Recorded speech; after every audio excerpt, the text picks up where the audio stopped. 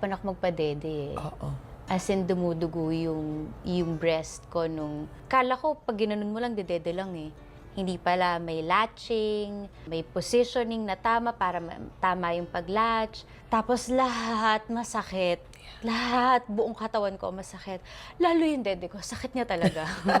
Like namamaga, and then parang, tapos may dedede doon, may gagalaw doon na parang, At nangangagat pa. Walang ngipin, pero yung gums nila, powerful. Yeah, that's true. Powerful, Oo. di ba? So, paglabas ko ng hospital noon, akala ko confident na ako.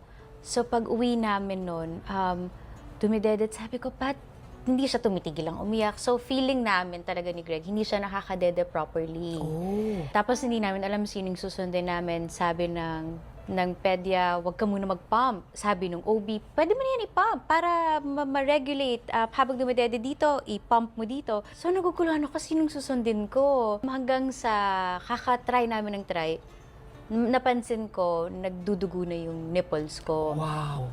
So, finally, nagpatawag kami ng lactation nurse. Kasi sabi, linya ko talaga nun sa asawa ko. Bakit ako? Hindi naman ako pinadede, hindi naman ako laking breastfeed. Oo.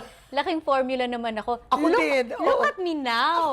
Oo, Sabi oo. ko talaga sa kanya, ikaw din. Sabi ng mami mo sa akin, hindi ka rin pinadede. Look at you now. Okay naman tayo. Oo. Bakit kailangan ko magpadede?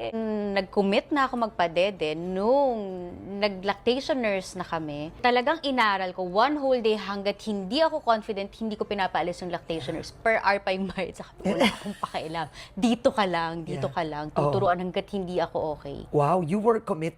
Oh, yes. Competitive ako eh. Okay. Kahit sa Competitive akong breastfeeding, tao, dear. yes. Oo, feel kita. Ayokong parang, hindi naman mag-fail. Hindi naman sa mag-fail ka dahil hindi ka na nagpa-breastfeed. Ako to.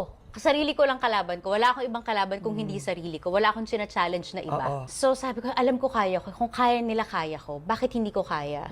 So game, aaralin ko to. Ibibigay ko tong chance na to sa anak ko. Magpapump ba ako o makikipagkwentuhan ako dito? 6 in the morning. Ang nagdede ng bata.